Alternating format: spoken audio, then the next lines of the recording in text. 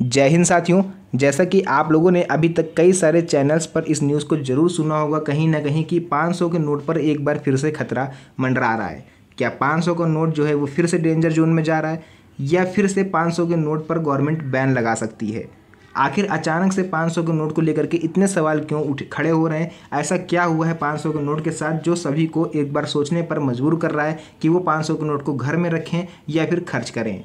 तो पूरी जानकारी आज आपको इस वीडियो में जानने को मिलेगी। वीडियो में एंड तक बने रहिएगा क्योंकि आज की जो वीडियो है वो आप सभी के लिए काफ़ी ज़्यादा इन्फॉर्मेटिव रहेगी। तो चलिए सबसे पहले अपनी इस वीडियो को स्टार्ट करते हैं। तो यहाँ पर सबसे पहले आप लोग को मोबाइल स्क्रीन पर लेकर के आ चुका हूँ। सीधे आप लोग पढ़ सकते हो नोटबंदी की पृष्ठभूमि और 500 के नोट की भूमिका। देखिए यहाँ पर मैं आप लोग को थोड़ा सा फ्लैशबैक में ले जाना चाहूँगा आज से लगभग 8 से 9 साल पहले, जहां पर 2016 में भारत सरकार ने अचानक से 500 के और 1000 के जो पुराने नोट थे, आप लोग को याद होगा, उसको बंद कर दिया था, जिसे बाद में नोटबंदी कहा गया। इसके बाद नया 500 का नोट और 2000 के नोट जारी करे गए थे, आप लोग को याद होगा। साथ ही साथ 100 के और 200 के भी नए नोट जारी करे गए हैं। यानी आप लोग कह सकते हो कि पुरानी करेंसी को गवर्नमेंट ने एक तरह से हटा ही दिया। सरकार का उद्देश्य केवल इतना था कि काले धन और भ्रष्टाचार और नकली नोटों पर लगाम लगाना, लेकिन अब वही 500 का नया नोट भ्रष्टाचार और काले धन का सबसे बड़ा माध्यम बन गया है। हाल ही में देखिए ऐसा हुआ क्या जो 500 के नोट पर इतना बवाल है, वो हम आपको बताते हैं। ताज़ा घटनाक्रम अभी आपको बताते हैं। रिसेंटली जो हुआ है, उड़ीसा के इंजीनियर के घर पर छापा मारा गया है। अब वो इंजीनियर कौन थे? देखिए अभी हाल ही में एक ताज़ा घटना होती है जिसमें उड़ीसा सरकार के ग्रामीण कार्य विभाग के चीफ इंजीनियर बैकुंठ नाथ सारंगी, इनके घर पर विजिलेंस की जो रेड पड़ती है, आप लोगों ने न्यूज़ चैनल पर सुना भी होगा इस चीज़ के बारे में। अब छापे के दौरान देखिए इन्होंने क्या करा, जो इंजीनियर थे, इन्होंने खिड़की से करोड़ों के 500 के नोट जो है वो हवा में फेंक दिए ताकि टीम उनसे पहुंचे, इससे पहले वो नोट जो है वो उड़ा दें। मकान की तलाशी ली गई, उसमें गहने मिले हैं, विदेशी घड़ियाँ मिली हैं, महंगी महंगी साड़ियाँ और नोटों के कई सारे ढेर मिले हैं।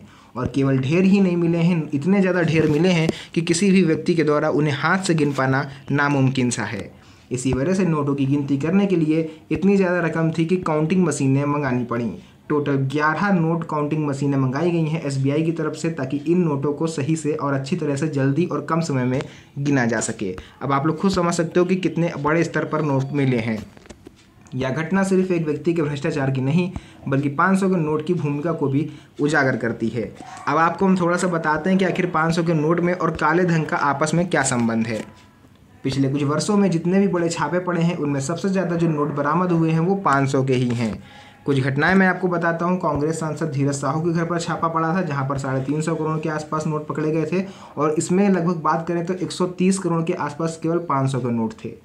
महाराष्ट्र के कारोबारी के यहाँ भी 390 करोड़ का जो छापा पड़ा था, वहाँ पर भी लगभग आप लोग को 200 करोड़ के आसपास 500 के नोट देखने को मिले थे। उड़ीसा के इंजीनियर के घर पर जो अभी फिलहाल रिसेंटली छापा पड़ा है, इसका कोई हिसाब नहीं है, बेहिसाब दौलत है। नोटों की काउंटिंग अभी भी जारी है, 2 दिन हो चुके हैं। इन सभी मामलों में एक चीज़ कॉमन थी, वो थी 500 का नोट। इसका अर्थ है कि 500 का नोट काले धन और भ्रष्टाचार का नया चेहरा बन गया है। नकली नोटों की समस्या की बात करें तो 2021 में लगभग 40,000 के आसपास नकली नोट पकड़े गए, 2023 में लगभग 90,000 के आसपास नकली नोट पकड़े गए, इसी तरह से 2025 में भी पकड़े गए हैं। ये साफ दर्शाता है कि जो 500 का नोट है वो नकली नोटों के सिंडिकेट का भी मुख्य माध्यम बन चुका है। भ्रष्टाचार के अन्य रूप जैसे कि हवाला, चुनावी फंडिंग, हाल ही में आप लोगों के सामने इलेक्टोरल बॉन्ड आया था, वहाँ पर भी आप लोगों ने देखा था किस तरह से इसका इल्ज़ाम है जो गवर्नमेंट के ऊपर लगा था कि उन्होंने रिश्वत ली है। 500 का नोट सिर्फ रिश्वत में ही नहीं बल्कि हवाला, चुनावी फंडिंग और नकली नोटों के नेटवर्क में भी इस्तेमाल होता है। चुनावी सीजन में भारी मात्रा में 500 के नोटों का इस्तेमाल होता है। हवाला कारोबार में 500 के नोट की काफ़ी ज़्यादा डिमांड रहती है।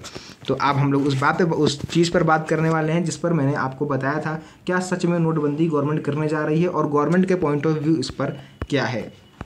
तो देखिए हाल ही में आंध्र प्रदेश के मुख्यमंत्री हैं चंद्रबाबू नायडू। इन्होंने खुलेआम सरकार से ये मांग की है, अपनी जनसभा में कहा है कि 500 का नोट जो है वो बंद होना चाहिए और देश को डिजिटल ट्रांजैक्शन की ओर बढ़ना चाहिए। अब आपकी जानकारी के लिए बता दें, अगर आप लोगों ने लोकसभा चुनाव के नतीजे देखे होंगे तो आप चंद्रबाबू नायडू, नीतीश कुमार और नरेंद्र मोदी को तो आप अच्छी तरह से जानते ही होंगे, लेकिन चंद्रबाबू नायडू भी उनमें से एक हैं जिनकी सहायता से भारत सरकार में जो मोदी सरकार इस समय प्रधानमंत्री हैं वो इन्हीं की वजह से हैं। तो ऐसा तो हो नहीं सकता कि वो इनकी बात ना माने। सरकार की भी तैयारी इस पर शुरू हो गई है। चर्चा है कि केंद्र सरकार एक और सर्जिकल स्ट्राइक यानी कि नोटबंदी 2.0 कर रही है, यानी कि फिर से 500 के नोट जो है वो बंद हो सकते हैं। अब इस पर जनता की चिंता भी लाजमी है, क्योंकि आम आदमी पहले ही महंगाई, टैक्स और जीएसटी से परेशान है। ऐसे में बार बार नोटबंदी अगर होगी तो लोगों को डर भी लगेगा और वो परेशान भी होंगे, क्योंकि कितनी मेहनत से एक एक जो मजदूर व्यक्ति होता है, वो गरीब आदमी होता है, कितनी मेहनत से पाई पाई जोड़ के वो अपने लिए पैसे जो इकट्ठे करता है, और अचानक से नोटबंदी हो जाती है तो इसमें सबसे ज़्यादा परेशान जो होता है वो गरीब आदमी होता है, क्योंकि उसको लंबी लंबी कतारें लगानी पड़ती हैं एटीएम में शाम होते होते, फिर भी उनका नोट जो है वो चेंज नहीं हो पाते। सवाल, क्या छापे ही काले धन का इलाज है? ये सवाल मैं आप लोग से पूछता हूँ, आप लोग कमेंट सेक्शन में इसका जवाब जरूर दीजिएगा। क्या छापा ही इसका सही इलाज है? क्या 500 के नोट को एक बार फिर से बंद करना चाहिए, एक बार फिर से नोटबंदी 2.0 होना चाहिए, या इसका कोई और इलाज गवर्नमेंट को करना चाहिए? ये मैं आप लोग पर छोड़ता हूँ, आप लोग कमेंट सेक्शन में एक बार जरूर बताइएगा, और ताकि हो सकता है कि आपकी बात जो है वो गवर्नमेंट तक भी पहुँचे। तो फिलहाल देखिए, नोटबंदी तो हो सकती है, इसको लेकर के अभी भी अच्छे खासे चांसेस बने हुए हैं। जो भी चीज़ें थी मैंने एजुकेशनल एंड अवेयरनेस पर्पज से आप लोग को इस वीडियो के माध्यम से बताया। अगर आपको वीडियो पसंद आई हो तो वीडियो को लाइक करके, चैनल पर पहली बार आए तो सब्सक्राइब जरूर कर लेना, क्योंकि यहाँ पर आपको ऐसे ही लेटेस्ट अपडेट्स सबसे पहले मिलती हैं। तो फिलहाल के लिए आज के इस वीडियो को हम लोग यहीं पर करते हैं एंड। मिलेंगे आप सभी से नेक्स्ट वीडियो में एक और अच्छी इंटरेस्टिंग मज़ेदार वीडियो के साथ। तब तक के लिए धन्यवाद। जय हिंद।